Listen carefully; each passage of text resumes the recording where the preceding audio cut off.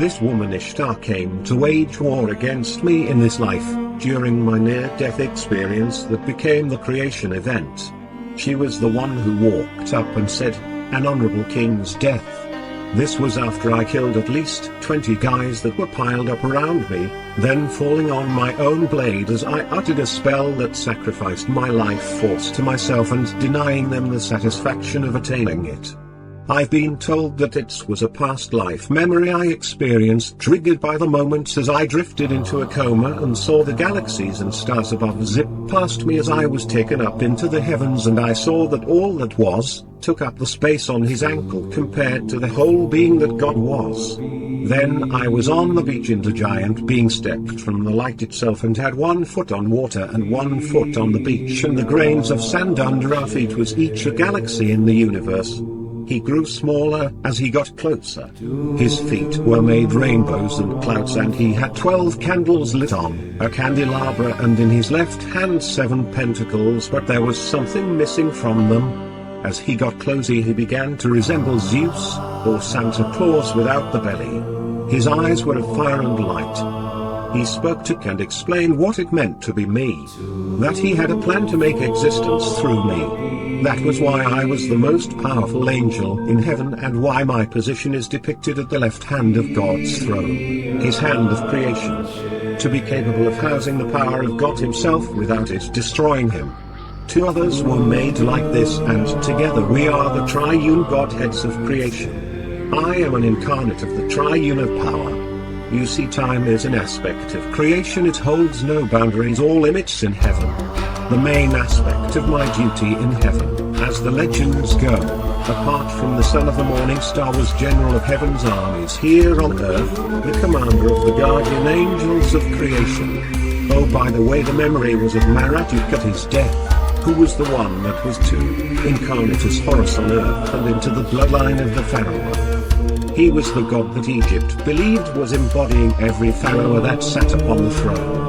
It was the epitaph left in memorial to him as the one who gave his life to stop the demiurge. It seems after suffering a mortal wound in battle, Marduk sacrificed his life essence to destroy the power of the stones of creation and shattered one of the stones, the crescent moon stone of darkness, so that the stone's power could never be used together again.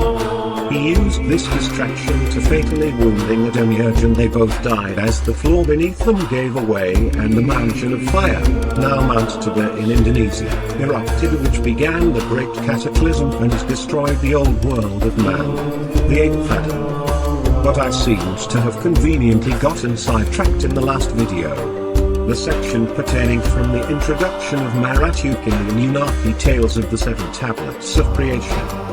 If you take that section and match it to the Navik Hammurabi section that trails off around the point where it begins talking of Marduk's tempered magical weapons, the section of the Anunnaki tale ends and picks up. It seems as if chronologically synchronized. This piece is one of the 7 seals that would reveal the location of the stones of power and the identity of the true ancient enemy forgotten by the world today. This is why they sectioned the tale and hid them in plain sight as the religious tales of 7 cultures. The first seal has been broken.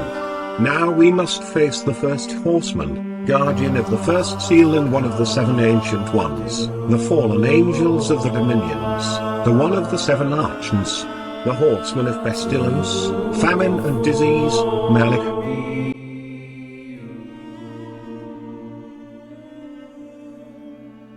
Tablet 8. The Key of Mystery. Unto thee, O man, have I given my knowledge. Unto thee have I given of light. Hear ye now and receive my wisdom, brought from space planes above and beyond. Not as man am I, for free have I become of dimensions and planes. In each take I on a new body, in each I change in my form.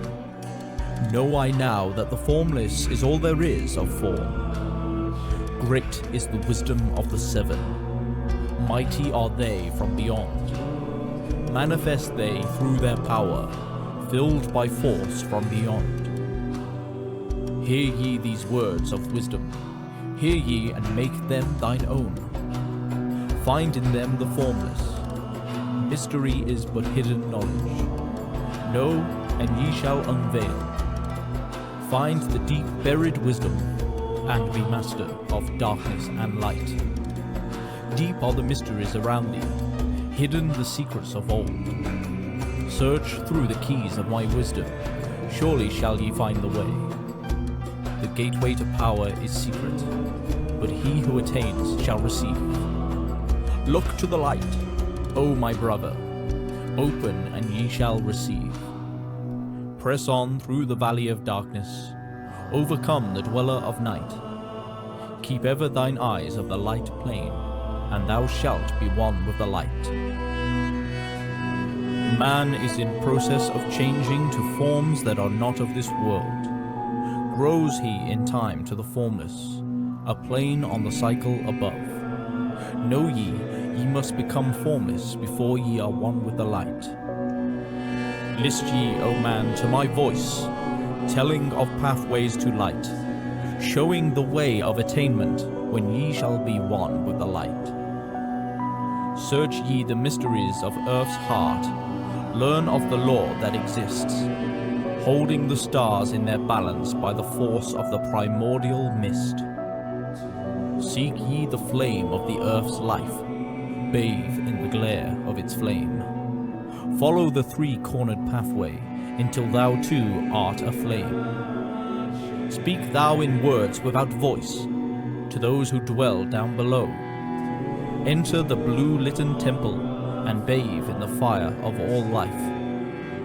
Know, O man, thou art complex, a being of earth and of fire. Let thy flame shine out brightly, be thou only the fire. Wisdom is hidden in darkness. When lit by the flame of the soul, find thou the wisdom and be light-born, a son of the light without form. Seek the ever more wisdom, find it in the heart of the flame. Know that only by striving light pours into thy brain. Now have I spoken with wisdom, list to my voice and obey. Tear open the veils of the darkness, shine a light on the way. Speak I of ancient Atlantis, speak of the days of the kingdom of shadows, speak of the coming of the children of shadows. Out of the great deep were they called by the wisdom of earthmen, called for the purpose of gaining great power. Far in the past, before Atlantis existed, men there were who delved into darkness, using dark magic, calling up beings from the great deep below us. Forth came they into this cycle. Formless were they of another vibration, existing unseen by the children of earthmen. Only through blood could they have formed being. Only through man could they live in the world. In ages past were they conquered by masters, driven below to the place whence they came. But some there were who remained, hidden in spaces and planes unknown to man. Lived they in Atlantis as shadows, but at times they appeared among men. Aye, when the blood was offered, for they came they to dwell among men. In the form of man they amongst us, but only to sight were they as our men. Serpent-headed when the glamour was lifted, but appearing to man as men among men. Crept they into the councils, taking forms that were like unto men, slaying by their arts the chiefs of the kingdoms, taking their form and ruling o'er man. Only by magic could they be discovered, only by sound could their faces be seen. Sought they from the kingdom of shadows to destroy man and rule in his place. But know ye, the masters were mighty in magic, able to lift the veil from the face of the serpent, able to send him back to his place. Came they to man and taught him the secret, the word that only a man can pronounce. Swift then they lifted the veil from the serpent and cast him forth from the place among men. Yet beware, The serpent still liveth in a place that is open at times to the world. Unseen they walk among thee, in places where the rites have been said. Again, as time passes onward, shall they take the semblance of men. Called may they be by the Master, who knows the white or the black, but only the white Master may control and bind them while in the flesh. Seek not the kingdom of shadows, for evil will surely appear. For only the Master of brightness shall conquer the shadow of fear.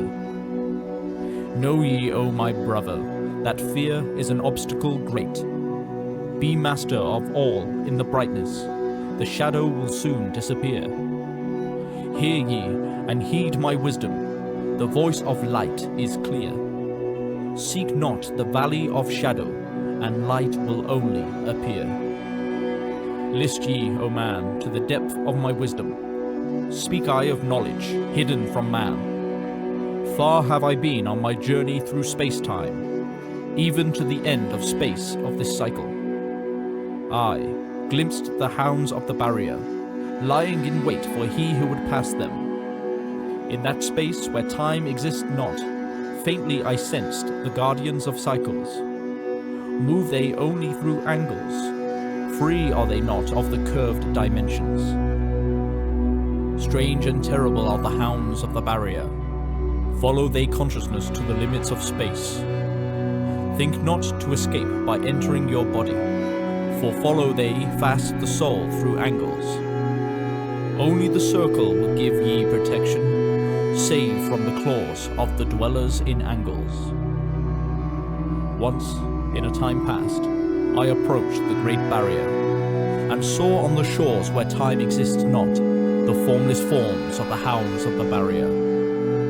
I, hiding in the midst beyond time, I found them, and they, scenting me afar off, raised themselves and gave the great bell cry that could be heard from cycle to cycle and moved through space toward my soul.